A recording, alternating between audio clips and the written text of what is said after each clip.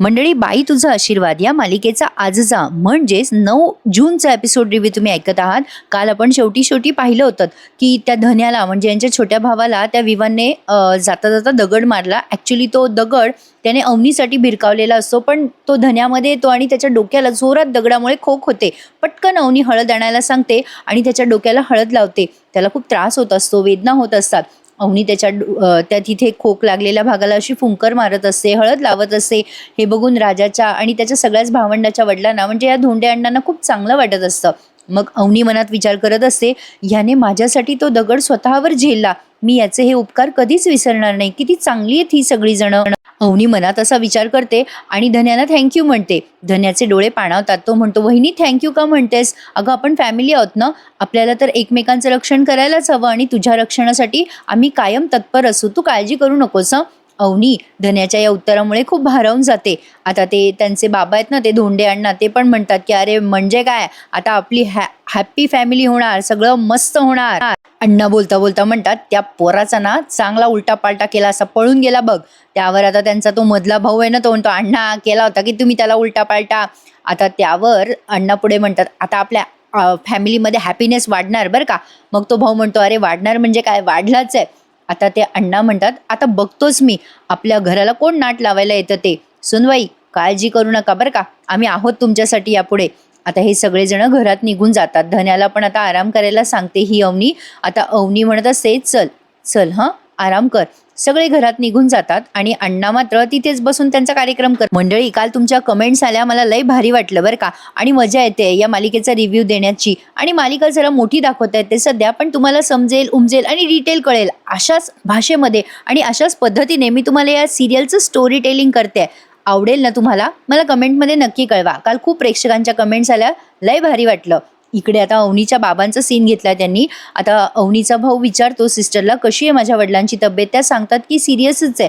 आता तिच्या भावाला खूप वाईट वाटत असतं आणि या सगळ्या परिस्थितीला आपली बहीण अवनीच जबाबदार आहे असं तो समजत असतो. अवनीने राजाशी लग्न केलं म्हणूनच तिच्या वडिलांना हा धक्का बसलाय. आता अवनीचा भाऊ मनात विचार करतो, अवनी काही झालं ना तरी मी तुला सोडणार नाही, म्हणजे जर तिच्या वडिलांना काही झालं तर तो अवनीला त्रास देईल असं तो मनातल्या मनात ठरवतो. अवनीने केलेलं लग्न वगैरे ते सगळं त्याला आठवतं. इकडे अवनी आता पुन्हा एकदा त्या धन्याला गोळ्या वगैरे देते, पेन किलर देते, त्याला ताप आलाय का ते चेक करते. अवनी मुळातच एक मायाळू मुलगी दाखवली आहे आणि ती या सगळ्यांच्या घरात पडल्यामुळे या सगळ्यांच्या घराचं कल्याण होणार यात शंका नाहीये. शेवटी बाईचा आशीर्वाद हा महत्वाचा असतोच प्रत्येक घरासाठी. अवनी आता त्याला गोळ्या देते आणि म्हणते त्याला ताप नाहीये आणि आता आता तिला झोपायचं असतं. मग लगेच यशादादा म्हणतो, तुम्ही तुम्ही आतमधल्या खोलीत झोपा हां, आम्ही सगळे बाहेर झोपू आणि काळजी करू नका, आम्ही आहोत बरं का. अवनी आता त्या आतमधल्या रूममध्ये जाते. यांचं घर ना जरा पडीकच आहे. यांनी थोडंसं जरा घराचा वाईब बदलला ना तर मालिका बघायला अजून मजा येईल ना मंडळी. ते काय आहे, जरा भयानच वाटतं ते घर यांचं. डिस्प्यूट मॅटर असल्यामुळे कदाचित वाटत असावं. इकडे आता तो गंमत करत असतो धन्याची, तो सगळ्यातला मधला भाऊ. अवनी आता त्या रूममध्ये येते आणि तिला जरा वियर्डसं वाटतं. मुळातच ती श्रीमंत घरातली मुलगी आहे, तरी ती या घरात न सांगता न सवरता ॲडजस्ट होते. अवनी आता ते सगळं परिस्थिती बघते, त्या खोलीची अवतार बघते, तिथे फळं असतात, दूध असतं.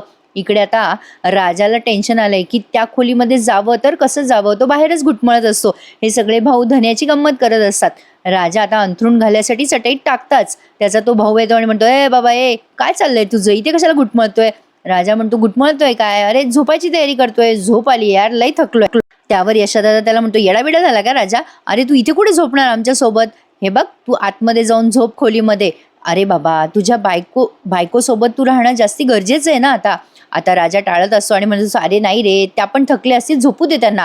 पण हे सगळे भाऊ मिळून बळजबरी राजाला त्या खोलीत लोटतातच. अवनी आता जरा दचकते राजा खोलीत आल्यावर आणि म्हणते, तू इथे? राजा म्हणतो, अरे नाही, ते सहजच आलो मी, ते तुम्हाला सगळं नीट आहे ना इथे बघायला आलो मी. आता राजा सुद्धा तिला उत्तर देताना गडबडत असतो बरं का. आधी तर अवनीला म्हणतो, तुम्ही मला आवाज दिला होता का? मला वाटलं तुम्हीच आवाज दिला म्हणून मी आलो. बरं ठीक आहे. आता पुन्हा तिच्या जवळ येत म्हणतो, तुम्हाला काही लागलं सवरलं तर सांगा हां. अवनी म्हणते, नाही नाही, मला काही नको आहे. मग राजा पुन्हा असा घुटमळतो तिथे आणि म्हणतो, नक्की तुम्हाला काही नको आहे ना? त्याला कळत नसतं काय करावं. अवनी म्हणते, इथे दुधाचा ग्लास कोणी ठेवलाय? राजा म्हणतो, ते ते मी, मला लागतं ना दूध झोपताना म्हणून ठेवला असेल ग्लास. राजा आता तो दुधाचा ग्लास फस्त करतो बरं का. अवनी म्हणते, पण इथे फुलांचा सुगंध काय येतोय? राजा गडबडतो. त्याला मगाचचा सीन आठवतो की त्याच्या भावंडांनी त्याची पहिली रात्र आहे म्हणून ती रूम सजवलेली असते. तो म्हणतो ते धन्याने रूम फ्रेशनर मारलं असेल. ते जरा रूम आमची ब्रिटिशकालीन आहे ना, तुम्हाला छान झोप लागावी म्हणून रूम फ्रेशनर मारलं असावं. आता अवनी त्याच्याकडे बघत असते बरं का. राजाला ऑकवर्ड वाटत असतं. आता पुढे काय बोलावं ते कळत नसतं. आता अवनी मनात विचार करते, हा का घुटमळतोय इथेच? राजा मनात विचार करत असतो, मुद्दाम नाही करू राहिलो मॅडम, बाहेर गेलो ना तर रिटर्न पाठवतील माझे भाऊ मला खोलीत. अवनी आता त्याच्याकडे बराच वेळ बघत असते बरं का. राजा म्हणत असतो, तुम्ही बसा बसा, कम्फर्टेबल व्हा. अवनी त्या गादीवर बसण्याच्या आधी जरा चेक करत असते. तेव्हा राजा म्हणतो, टेन्शन नका घेऊ, नाही चांगलं आहे, सगळं व्यवस्थित आहे बरं का. आता अवनी बसते कशी बशी त्या गादीवर. राजा तिला म्हणत असतो, काही लागलं सवरलं तर सांगा बरं का, गुड नाईट बरं का, शुभरात्री बरं का, टेक केअर बरं का. आणि असं म्हणून शेवटी मी जातो. तो गेलाय बाहेर आता खोलीच्या.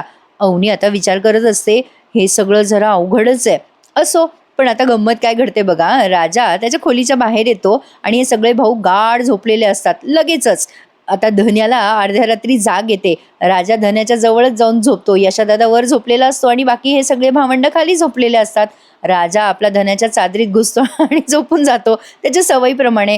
इकडे अवनी दरवाजा लावायचा प्रयत्न करत असते, पण त्या दरवाजाला कडीच नसते. त्यामुळे तिला जरा टेन्शन आलेलं असतं. या सगळ्या माणसांमध्ये ती एकटीच बाई माणूस आहे ना, म्हणून समजलं असेलच तुम्हाला. इकडे पुन्हा अवनीच्या वडिलांचा सीन घेतलाय. आता ते डॉक्टर येत म्हणतात, तुमच्या वडिलांची परिस्थिती जरा गंभीरच आहे. त्यांना ना जर आता काहीही मानसिक धक्का बसला तर पुन्हा हार्ट अटॅक येण्याची शक्यता आहे. त्यामुळे त्यांना धक्का बसणार नाही कुठलाच याची काळजी घ्या. त्यावर अवनीचा भाऊ म्हणतो, मी त्यांना जाऊन भेटू शकतो का, त्यांच्याशी बोलू शकतो का? डॉक्टर म्हणतात, भेटा बोला, पण त्यांना त्रास होईल असं काही बोलू नका. तो भाऊ म्हणतो, नाही डॉक्टर, तुम्ही निश्चिंत राहा, मला फक्त भेटायचं आहे वडिलांना. आता पुन्हा इकडे राजाच्या घरचा सीन घेतलाय. धन्याला मध्येच रात्री जाग येते, त्याच्या डोक्याची खोक दुखायला लागते म्हणून इथे ना मंडळी जरा गंमतच घडते. धन्या उठतो आणि बघतो तर काय, त्याच्या समोर 4 पाय असतात.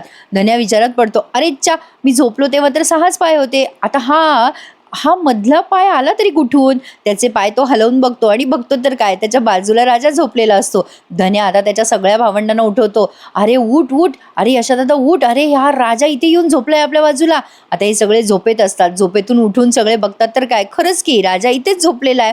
आता हे सगळ्या भावाला धन्याने उठवलंय, त्यामुळे सगळे भाऊ मिळून राजाला उठवतात. जरा मजा घडली आहे बरं का मंडळी. राजा नवीन लग्न झाल्यावर या भावाजवळ येऊन का झोपलाय हा प्रश्न त्याच्या भावंडाला पडलाय. आता ते उठवतात राजाला आणि म्हणतात, ए भाऊ, अरे इथं काय झोपलाय तू, काय करू राहिला? यशादादा उठवत असतो त्याला, राजाला. राजा म्हणतो, अरे भाऊ भावाजवळ झोपलाय यार, झोपू दे ना. त्यावर आता ते म्हणतात, अरे तुझ्या बायकोला काय वाटेल? त्यावर आता राजा झोपेतच बोलत असतो, अरे कौतुक वाटेल रे त्यांना, मी त्यांना जरा पर्सनल स्पेस दिली म्हणून. हे तो झोपेत बोलत असतो. त्यावर यशादादा घाबरून म्हणतो, स्पेस? बायकोला स्पेस? मग राजा खडबडून जागा होतो आणि म्हणतो, अरे अरे यशदादा, अरे त्याच म्हणाल्या रे मला जरा एकांतात झोपायचंय आज. नाही म्हणजे त्या कुठल्या परिस्थितीत आल्या आहेत दादा, नवीन घर आहे, नवीन माणसं आहे, त्यांना थोडी स्पेस द्यायला पाहिजे ना दादा. आता तुम्ही सगळेजण मला पण समजून घ्या, मी लय दमलोय यार. त्यावर आता यशदादा म्हणतो, अरे राजा, अरे असं नाही बरं वाटत रे. राजा म्हणतो, अरे यशदादा, खरंच त्याच म्हणाल्या रे मला, तुम्ही बाहेर झोपा, मी कधी खोटं बोलतो का तुझ्याशी? अरे दादा समजून घे ना रे, झोपू दे ना मला. त्यावर आता मधला भाऊ म्हणतो, ए चल राजा, तुझ्यापेक्षा जास्त आम्हाला सगळं कळतं, तू नको समजून सांगू आम्हाला. राजा म्हणतो, चल जाय, नाही समजून सांगत, झोपलो होतो तर चांगली झोप घालवली माझी. ए आण रे धन्या, पाणी आण मला. आता यांची भावंडांची भांडणं लागतात बोलता बोलता. धन्या पाणी आणायचं सोडून राजाला विचारायला लागतो, ए मला तुझी लव्ह स्टोरी सांग ना, म्हणजे आमिर बाप आणि तू अडाणी, म्हणजे गरीब तू, आणि एवढी सुंदर त्या म्हणजे वहिनी एवढ्या छान, तुमची लव्ह स्टोरी झालीच कशी? धन्या म्हणतो, तू माझा भाऊ, सॉरी राजा म्हणतो, तू माझा भाऊ आहे का दुश्मन आहे? धन्या म्हणतो, सांग ना लव्ह स्टोरी सांग ना. तो लहाना भाऊ म्हणतो, तुला नसत्या चौकशा कशाला पाहिजे रे? धन्या म्हणतो, अरे म्हणजे काय, चौकशा पाहिजेच ना मला. जर आता लगेच यशादादा म्हणतो, ए गदड्या, पुन्हा जर या घरात पोरगी पळून आणायचा प्रयत्न केला ना तर मारायला तुला मी अण्णांना सांगाल बरं. आता लगेच हाण याला, असं म्हणतो यशादादा आणि यांची भांडणं चालू होतात. ही सगळी भावंड एकमेकांच्या उरावर बसून गंमत करत असतात. आता धन्या म्हणतो, ए यार सोडा यार, मला आलीये ना बाबा एक सून, मला नाही करायचंय लग्न, जाऊ द्या, नका करू बाकीचे लग्न. आता लगेच राजा म्हणतो, अय काही काय बोलतोय यार धन्या, आपण 4 भाऊ आहे तर 4 सुना येणारच घरात. अरे तू काय बाण्यानं मारलं म्हणून रडतोय का? हे बाण्या तुला सोडणार नाही मी, असं म्हणून राजा बाण्याला म्हणजे त्या मधल्या भावाला मारायला लागतो आणि यांची मजा सुरू होते. आणि सगळेच जण एकमेकांना मारायला लागतात. यशादादा म्हणतो, "अरे काय भांडणं चाललेत पोराओ, लग्न झालं राजा तुझं? ए राजा, लय उशीर झालाय रे, एकदा जाऊन बघ ना, त्यांना काही हवं नको असेल तर. अरे त्यांना त्यांच्या आईवडिलांची आठवण येत असेल, जागे असतील, बघ बघ बघ बघ तरी जाऊन." धन्या म्हणतो, "हां, असं असू शकतं. जाय जाय राजा, जाय जरा वहिनीला पाहून ये." धन्या पण म्हणतो आणि सगळेच भावंड म्हणतात, "जा रे." पुन्हा हे सगळे मिळून राजाला त्या रूममध्ये लोटतात. राजा आलेला बघून अवनी पुन्हा दचकते आणि म्हणते, "बापरे कोण आहे?" राजा नॉक न करता येतो ना. अवनी दचकते. आता राजा म्हणतो, "मीच आहे, मीच आहे." अवनी म्हणते, "तू पुन्हा इथे?" राजा म्हणतो, "अरे यार प्रेक्षकांना सॉरी यार, जरा नावात कन्फ्युजन होतं मला बोलता बोलता, पण तुम्ही समजून घ्या."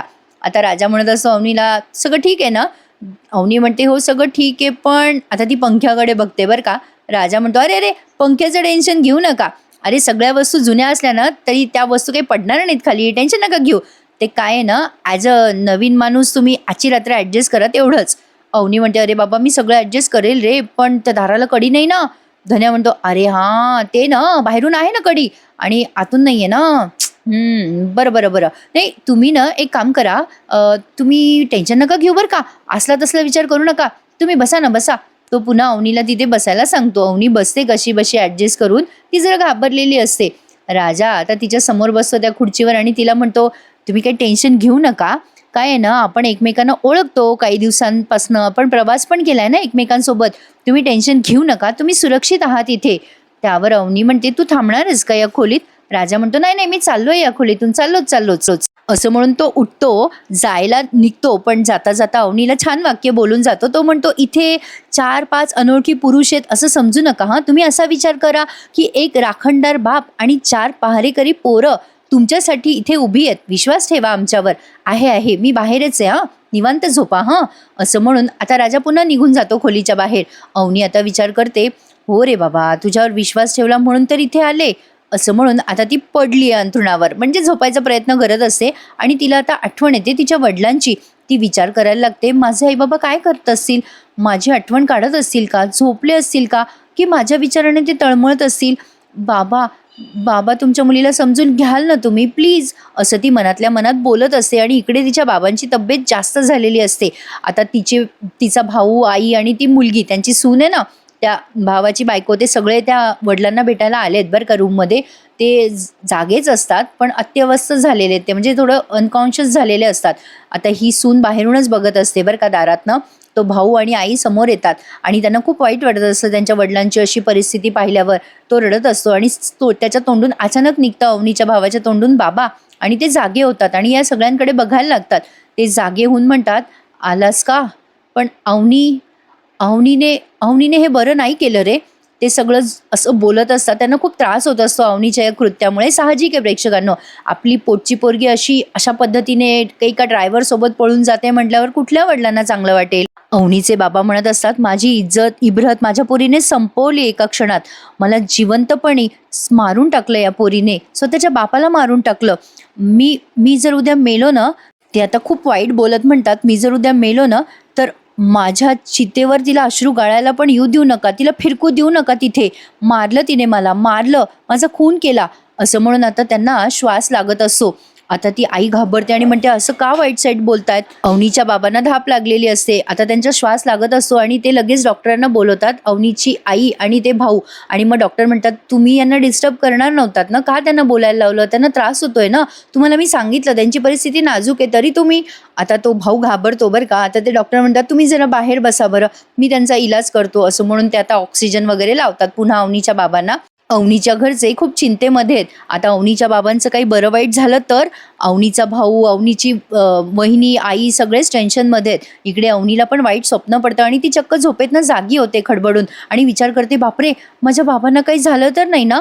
आणि इथेच त्यांनी आजचा हा भाग संपवलाय. आता उद्याचा भाग आणि उद्यापासून मालिका खूप इंटरेस्टिंग होणार आहे बरं का मंडळी. अवनी आता तिला वाईट स्वप्न पडलं म्हणून ती राजाला सांगते. राजा म्हणत असतो, "तिला काळजी करू नका, सगळं काही व्यवस्थित होईल." अवनीला तिच्या वडिलांना भेटायला जायचं असतं. अवनी आता घरात कोणाला काही न सांगता राजासोबत गाडीत निघून जाते. ही आत्या बघते लांबून आणि आरडाओरडा करते, "गेली, धोंड्याची सून पळून गेली, पहिल्याच दिवशी पळून गेली." इकडे हा काका, राजाचा काका त्याच्या बापाला म्हणत असतो, "ए धोंड्या, अरे तू जबरदस्ती त्या पोरीला पळून आणलंय. तुला कधीच बाईचा आशीर्वाद लागणार नाही रे. तुला लागेल तर फक्त बाईचा शाप."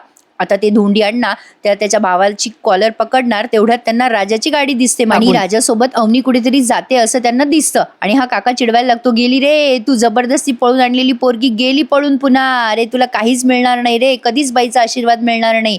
काय वाटतं मंडळी, आता यातून काही वेगळा गैरसमज निर्माण होईल का?